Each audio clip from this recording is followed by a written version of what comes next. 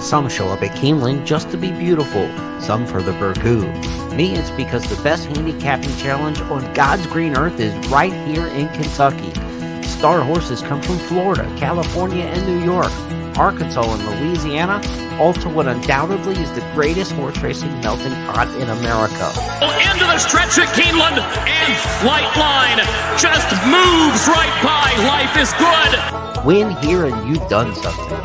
Love what you do and you'll never work a day in your life. That's Keeneland. Now, let's get handicapping. Welcome in, everybody, to the Keeneland Look Ahead. I'm Jeremy Plonk from Horse Player Now, getting set for a Thursday, April 13th edition. Of course, it's Wednesday night. We look ahead to the next day's racing, 8:30 Eastern, each night before every day of the 15-day spring meet here at Keeneland. I'll be with you to take you through not only my picks, but the handicapper selectors box at Keeneland.com that you can download and print on your own. Be sure to check out the website and all of its great offerings. We'll also give you a chance to look at my big picture each night, which gives you a look at where the multi-race wagers start, where they may overlap, and my best plays on the card, where we might attack and try to make some money on the program. Give you a quick review of what we saw today at Keeneland. Week 2 began with an 8-race card, and 3 horses from Gulfstream Park found their way to the winner's circle in the 8-race program. So we saw that. We also saw a riding triple from Tyler Gaffalione, our leading jockey in 2022 at Keeneland. He's back right where he should be in the winner's circle at Keeneland. He had 3 wins on the day today, 2 wins for trainer Brendan Walsh. So a good day for him. He tends to get hot here at Keeneland. Not always a guy who's going to compete, say, for the meat title with enough starters, but when he gets hot and goes on a roll, Walsh can rattle him off. He had 2 on the card today. Blowouts were the theme of the day. 4 winners won by 7 or more lengths. The first couple races on the card, I didn't think the photo finish camera was going to be needed. Then we had a couple photos midday. But again, a lot of blowouts on the program today because it was a good day for horses that were well backed. We saw favorites win, I think, 5 races on the card today from the favorites. And then every winner on the card was 5-1 or less. We were able to get an $11 winner right off the bat with our top selection in the opening race. That turned out to be the second biggest price on the card, 5-1.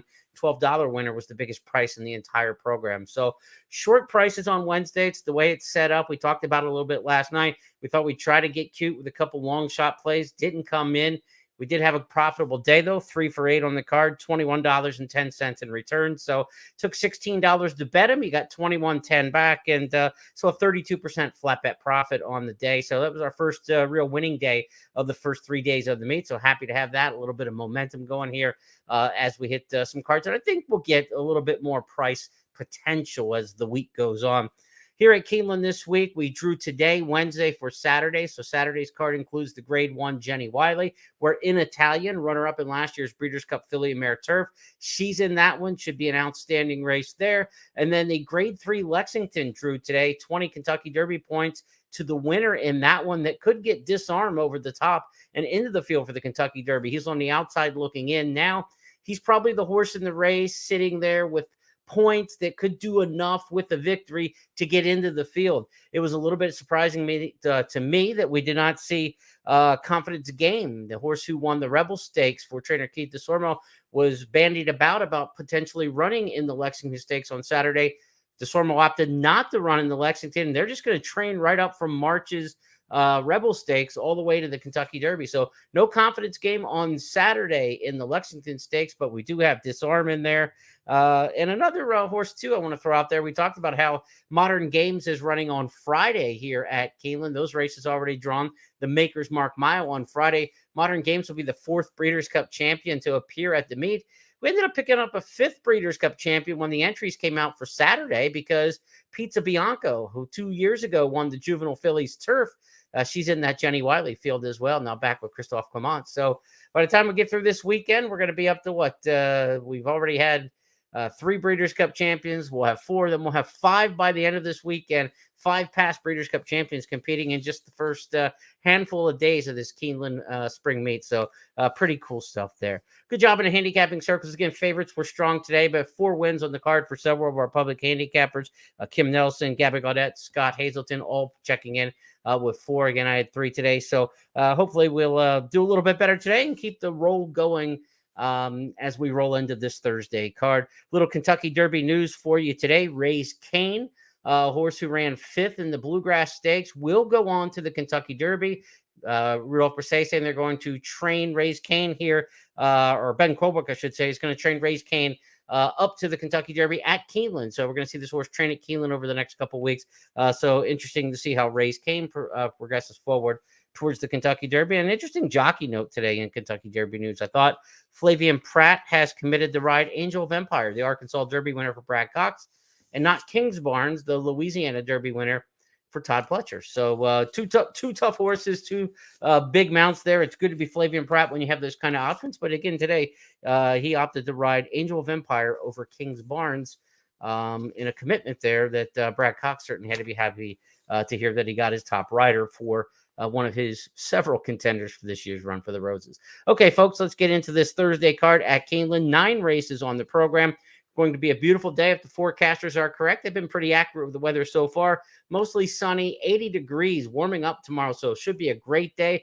We could get some rain on Friday. There's also rain in the forecast for Sunday, so there could be some wet days this coming weekend, but Thursday looks absolutely spectacular.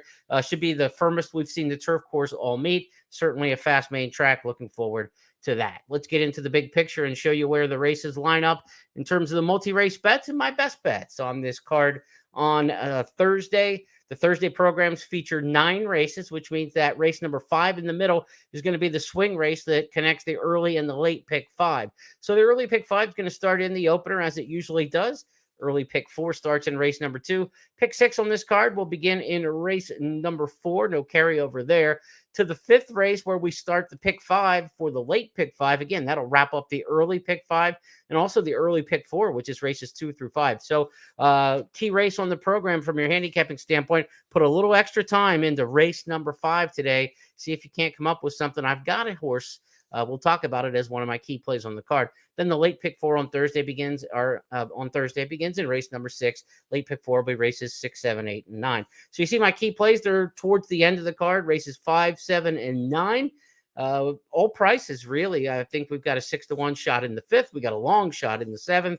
And trainer Joe Sharp's got a couple in the 9th that I think will be fair prices that we can go after. So chance at the back half of the card, I think, to do a little more damage here on Thursday than the front half. But you know, the way that goes, sometimes we hit the first 3 winners on the card today and then blank the rest of the way. So we got our 3 out of the way right off the top. So sometimes it always doesn't come when you want it to, but you want to try to put your money where your best opinions are. And when those 2 collide, that's when you're going to have a really big day at the windows. Here are the picks for race number 1 and throughout the card, the handicapper selectors box at Keeneland.com. Check out the handicappers consensus there for free. Again, a printable version. You can download it, keep it on your device, print it out, take it with you to the track or wherever you play the races. In race number 1, Talk Radio is going to be my top pick in here. Invaluable, the 10 is my second choice. You see, this looks like a 2-horse race on paper when you look at the 5 public handicappers. It's 3-10, 10-3, pretty much all the way across. And, you know, that's one of the reasons why we give you this handicapper selectors box, not just to give out the picks, but to give the tendencies of where the public may go, because we're all in agreement here that this race is either the 10 or the 3 for the most part.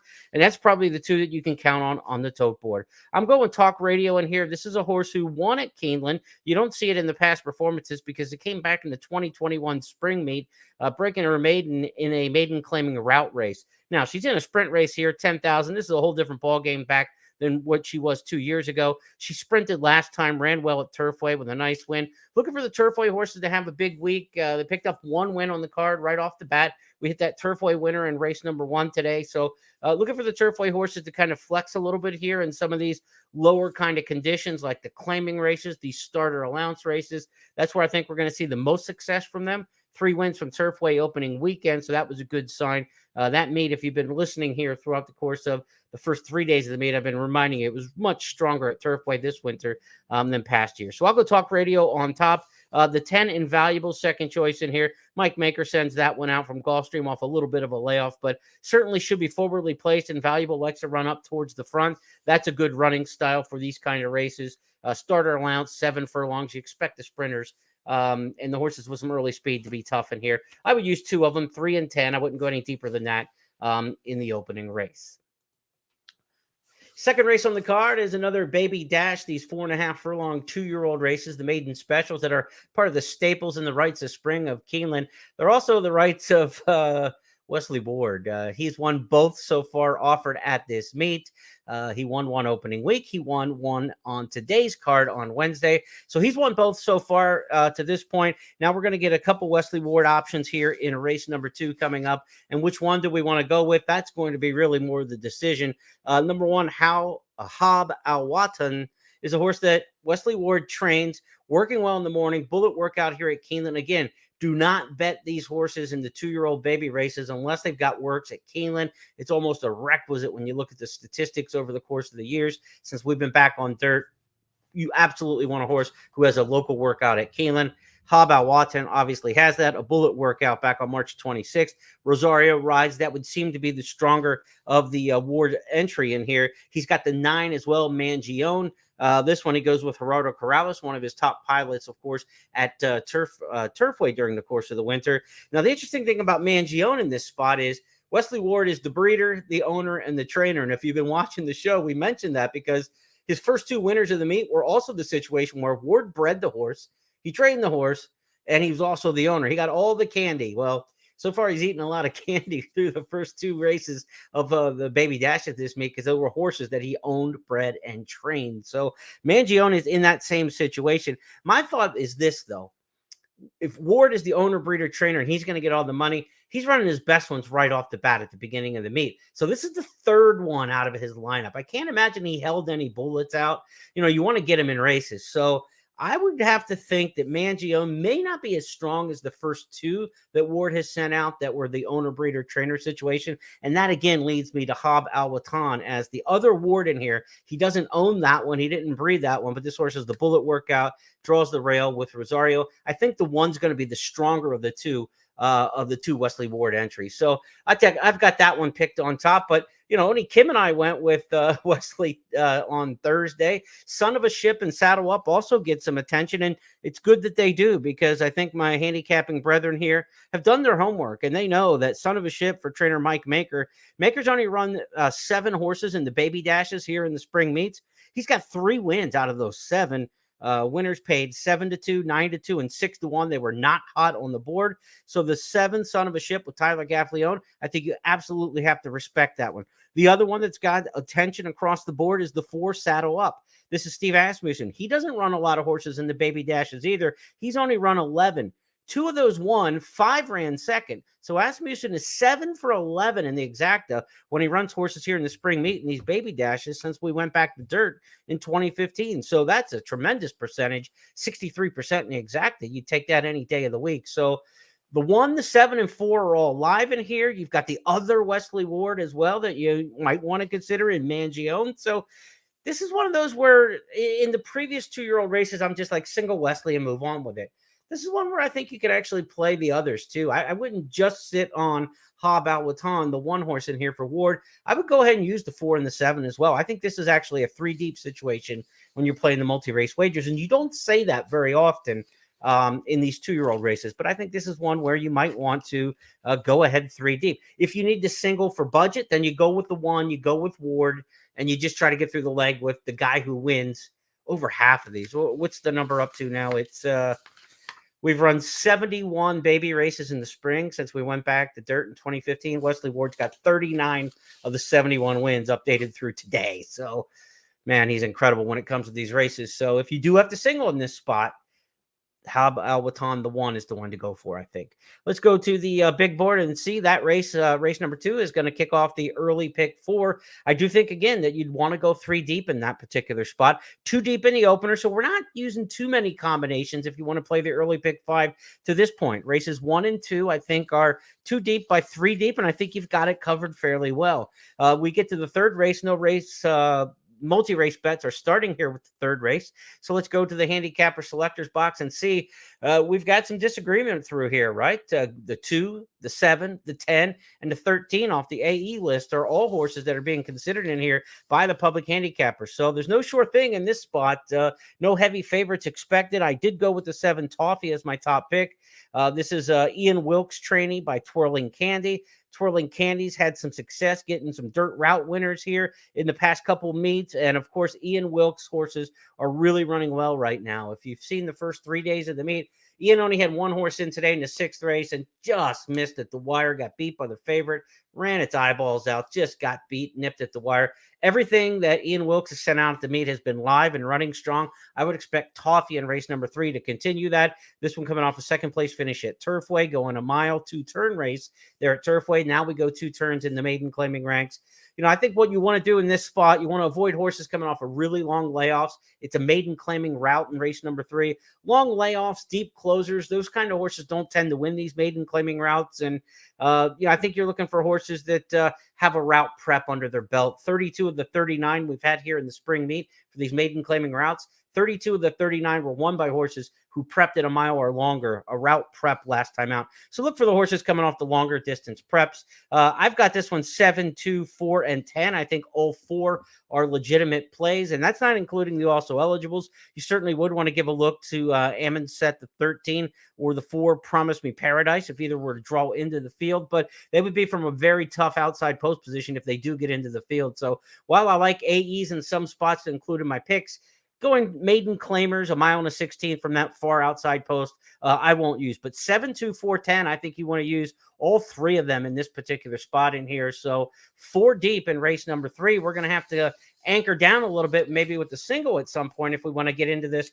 early pick 5, the early pick 4. We're 2 deep, by 3 deep, by 4 deep to get things started. So we're up to 24 combinations when you multiply those out, 2 times 3 times 4. So it's already 24 combinations at a 50-cent bet. We're already up to $12 on our ticket no matter what we spend on the next 2 legs. So can we narrow down races 4 or 5?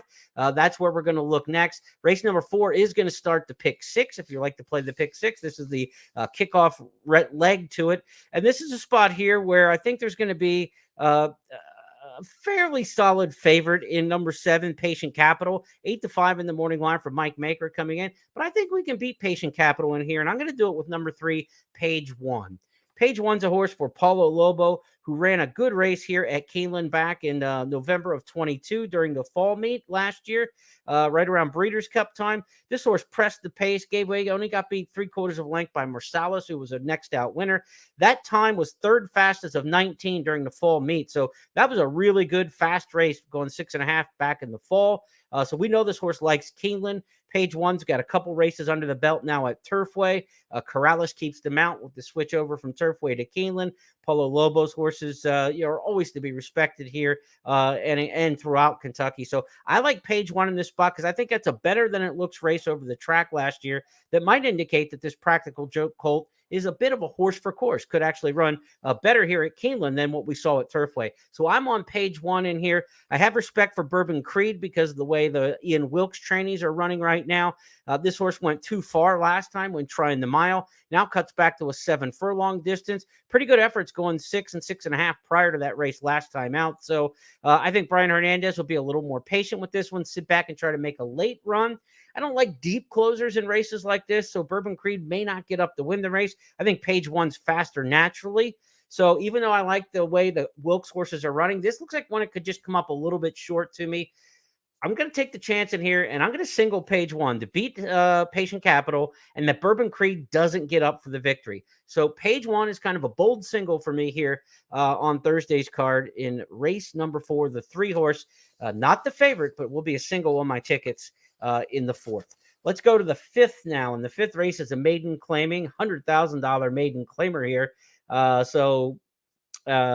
These horses are just a tick below the maiden special weight race ranks. And so you're going to see almost all of these. In fact, I think all of them are dropping out of the maiden special weight ranks. Some of them ran in maiden claimers in previous races, but all last time out dropped from a maiden special to a maiden claimer. So don't get too enamored with what looks to be a class drop. They're all kind of making the similar class drop in race number 5. This is one where I think we can get our first key play of the day because I think we've got a potential horse for course going in this one named Lupo's Legacy. And Lupo's Legacy is going to be my top play here in race number 5 at a nice number, 6-1 in the morning line. And I love when I'm on the island. I'm the only one who's got Lupo's Legacy picked anywhere in the top 3.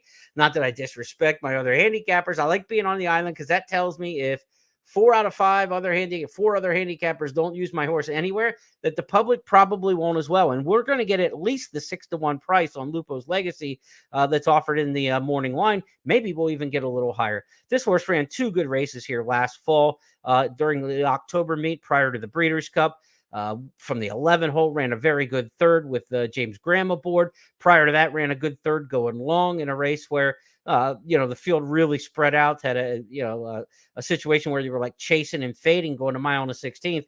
But now we cut back to the sprint distance. Lupo's Legacy comes off a decent 4th last time out when unprepared at the start at Gulfstream. Little extra distance here is not going to hurt. This horse gets out of the gate under Raylu Gutierrez. I like Lupo's Legacy at 6-1 to have a big shot in here. Now, also, you got to respect number 9, Tim Tao. Tim Tao comes from Fairgrounds off a couple second-place finishes when well bet. 2-1 favorite, beaten 2 starts ago. 3-1 second choice, beaten last time out for Michelle Lovell. But you got to respect these Fairgrounds horses in these races. Maiden claimers, 6.5 like this. The maiden claiming sprints have been a place where the Fairgrounds horses have actually had the advantage, a big advantage, really, over the Gulfstream horses. So 13 wins out of the 45 that we've seen. 45 maiden claiming sprints at 6.5 furlongs or less in spring meets. 13 of them won by Fairgrounds horses, 6 via Gulfstream. So this is a spot where Fairgrounds usually flexes a little more than Gulfstream, maiden claiming sprints. So give a shot in here to the 9, Tim Tao. Certainly, you've got to look at these Fairgrounds horses and respect them. The 3, Sidekick, hasn't run since Saratoga, comes off a long layoff. Steve Asmussen drops this one in class. I don't know. This doesn't seem like a power confident move to me. And this horse could have run the entire winter at Fairgrounds. So to hold off and run here at Keeneland, I see the workouts at Fairgrounds are sharp, but I'm not totally sold on Sidekick. I think the horse will be underlaid 2-1 in the morning line. This horse could go lower than that. I think the public will jump all over him. The buyer figures are stronger than most of the other ones in here as well. So I think the 3 is going to get overbet. I have respect for him, but I think the horse is going to be too low of a price for what you're getting back in return. The other one that might be overbet is the 1, Real Naughty. Brad Cox debuts this one.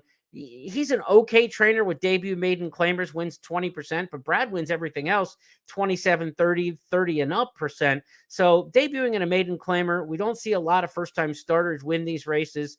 Out of the 45 in the spring meet that we've seen for maiden claiming sprints at 6.5 or less, 35 of the 45 have been won by horses with experience. So less than 25% are won. About 1 in 4.5, 1 in 5 are won. About 25% are won by horses that are making their career debuts. So lean to experience in here. I think Lupo's Legacy, when you have Steve Asmussen, you have the horse from Saratoga, you have Brad Cox in here, I think that does help hold the price. So I will use the 10 Lupo's Legacy. I'm going to use the 9 Tim Talon here as well and just go too deep. If Sidekick beats me or Real Naughty beats me, I'll be happy to just turn the page and move on with it. So we're going to single in race number 4. We're going to go too deep in race number 5. And of course, race number 5 is this swing race too, right? So this race will be the end of the pick 4. It'll be the end of the pick 5 in the early versions. And then with the late version, it's the kickoff leg. So we're only going too deep in here. And again, so if we can beat Asmussen and Cox at short prices and the 3 and the 1 in race number 5, we start off nicely with Tim Tao, 9-2 in the morning line, Lupo's Legacy, 6-1. Let's get the 9 or 10 in race number 5. And I think we got ourselves a chance to have a nice payoff in the early wagers and get a nice start to the late pick 5 wager. Okay, let's go to the 6th on the card, and this will start the late pick 4. This is a race on the turf course at 1 mile and an eighth. No Keeneland Turf Pick 3 again. We only have 2 turf races on the program Thursday. Keeneland Turf Pick 3 will be back in action on Friday's program, including a couple stakes races as part of the Keeneland Turf Pick 3 on Friday. But no Turf Pick 3 on Thursday. Keeneland's race number 6 is 1 mile and an eighth on the grass, entry-level allowance race here.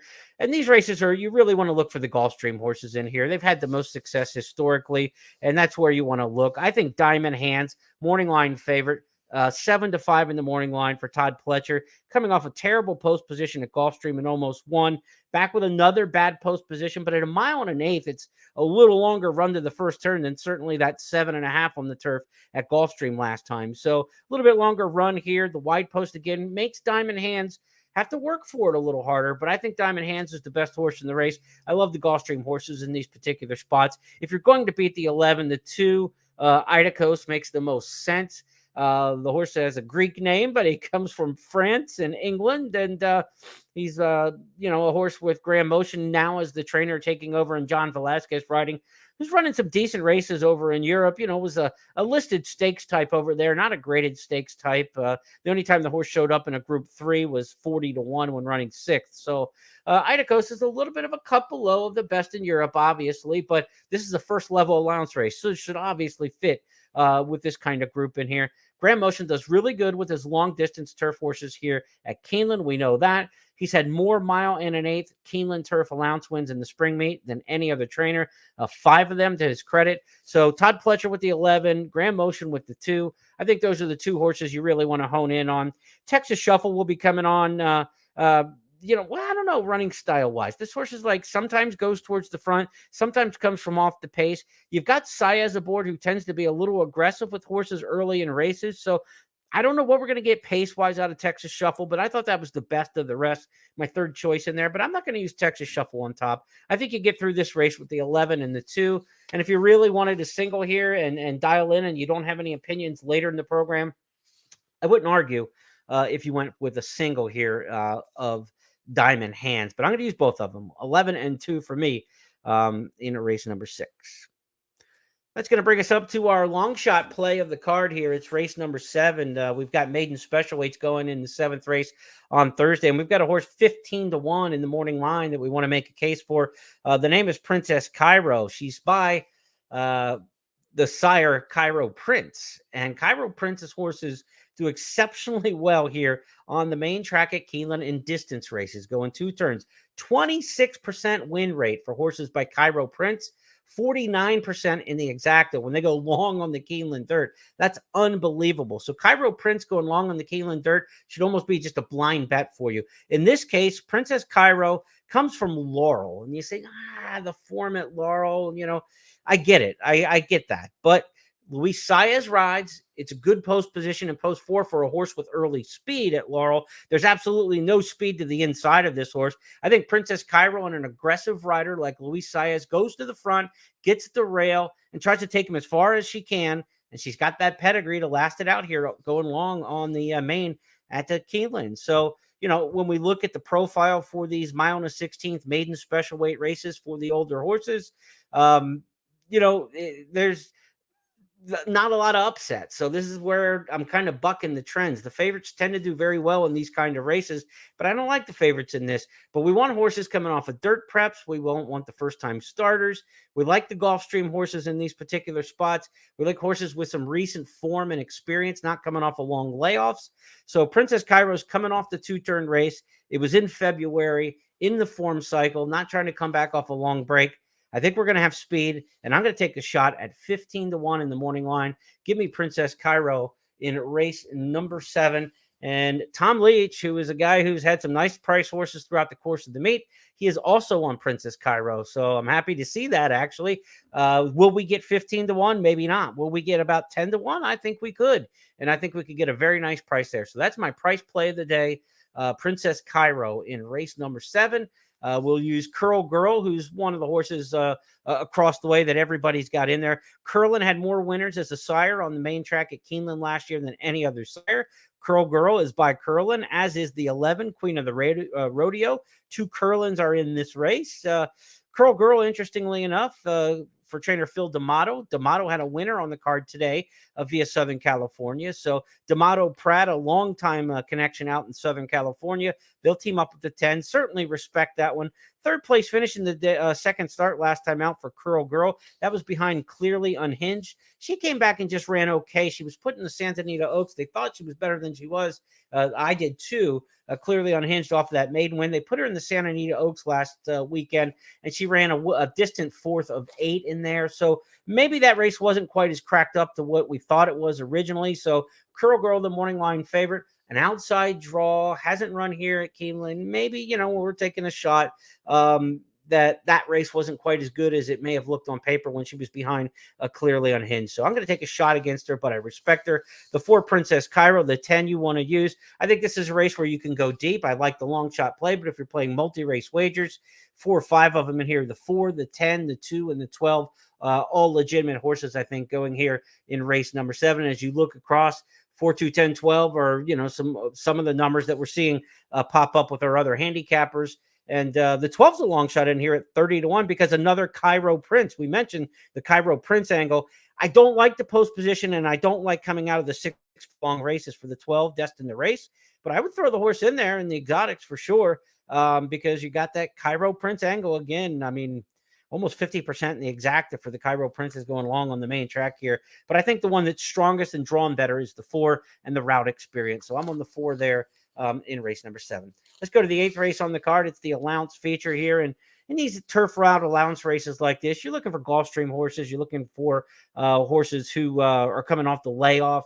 A lot of times at Keeneland in the spring, you'll see long layoff horses really excel in the turf races, especially at the shorter distances, a mile especially, a mile and a 16th sometimes as well. But horses coming off long layoffs, they wait for the Keeneland grass, and they're prepped and ready to go. Nobody's giving away a race at Keeneland. They're all trying to win. So that's why you see, I think, a lot of those long layoff horses have success going in the moderate distances on the turf course here in the spring at Keeneland. But again, the Gulfstream horses have historically dominated these spots, and I would expect that to be the way you want to handicap here in race number 8. That's part of what led me to number 3, Creed. Creed's coming off a good third-place finish at Gulfstream.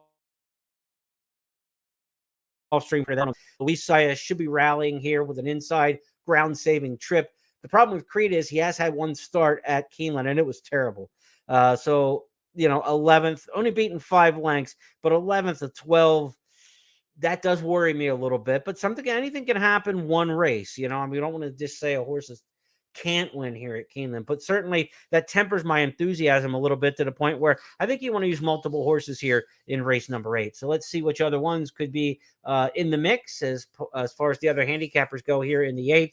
I've got Creed on top. Nobody else has Creed, Kim's got Creed 3rd. So I think we'll get a better price maybe than the morning line. The morning line says 7-2. But this selector's box tells me we could be looking at a horse who's quiet on the board and a little bit better price.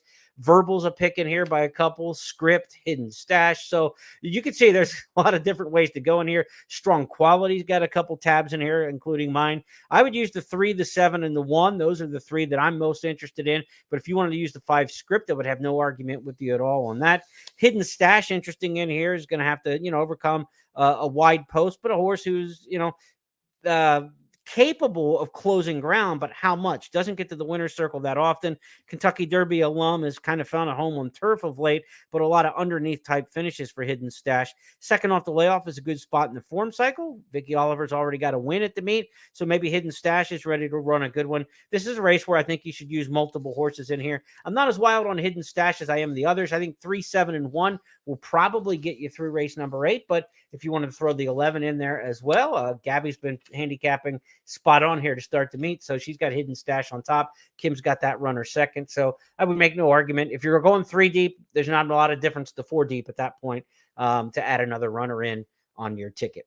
Let's go to the 9th and final race on the card, and we go back to our final key play of the day because it's trainer Joe Sharp, and this is why we've got a Sharp trainer angle in here.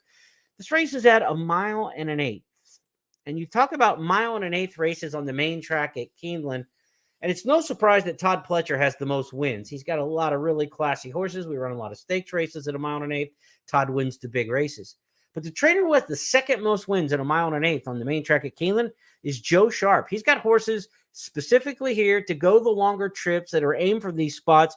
And you can tell he's got 2 entered in this race. Not 1, but 2 for Joe Sharp. He's got the 6 River Boy and the 7 Classic Mark. They're 6-1 and 7-1, or 6-1 and 12-1 in the morning line. And he gets Luis Saez and Tyler Gaffalione to ride. That's not Joe Sharp territory necessarily, but he aims for these 1 mile and an 1/8 races, and he gets the 2 best jockeys in the colony, perhaps long term, Saez and Gaffalione. That's a pretty good sign. I mean, obviously, you can make the case that Irad and Pratt and Rosario and there are other great riders here. But when you get Gaffalione and Saez to ride for Joe Sharp, 1 mile and an 1/8 claiming race like this, a non-winner to do claimer at the end of the card, I think both horses could be potentially live. So we're going to use that angle. The 6 and the 7 are horses that you definitely want to have in here. Classic Mark, River Boy. I've got them 1-2 in here. Classic Mark also picked by some of the others in here, but they're not going with River Boy as well. So I'm going to use the 2 Sharp horses. I'm going to try to get out of this race at the end, just going 2 deep in here. I do have respect for the 10, Mr. Boma, because Candy Ride's horses have been really good here over the years. Had a really good year last year. He's got a couple stakes winners at 1 1/8. You might know some of those names, like Vacoma winning the Bluegrass, Eagle winning the Ben Ally. Those were by Candy Ride at 1 1/8. So the Candy Rides can get 1 1/8 at Keeneland for the most part. Mr. Boma, the 10, might be in that same kind of cut. This is certainly not the Bluegrass or the Ben Ally.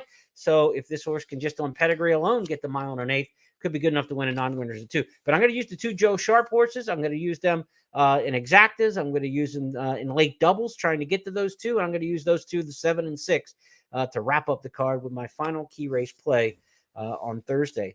That's going to do it for 9 races on the Keeneland Look Ahead for Thursday, March 13th. Again, weather forecast, April 13th, not March 13th. Mostly sunny skies, temperatures at 80 degrees, the forecast for tomorrow. So it should be a fantastic day for racing. Again, a long-range forecast if you're handicapping for Friday or over the weekend. There are some forecasted showers on Friday and Sunday in the long-range forecast right now, but we'll obviously want to stay up to date with that and follow all the scratches and changes with social media at Keeneland Racing and on the Keeneland website with all the updated scratches and changes. Of course, tomorrow, 11:30 a.m., Scott and Gabby will have the Keeneland Today preview show to give you everything. If you joined us tonight live, thank you for doing so. But again, you don't have to be here every night at 8:30 before the next day's races, because as soon as this podcast ends, you can play it back on YouTube, on Twitter, anywhere that we stream it. It'll be there and it'll be available for download. Thousands of you taking part in it every day. I'm proud of that. And hopefully we're helping you out. Let's get some winners on Thursday. And the next time we talk to you, we'll be previewing the Maker's Mark Mile and the return of modern games tomorrow night. We'll see you at 8:30. Good luck on the Thursday card at Keeneland.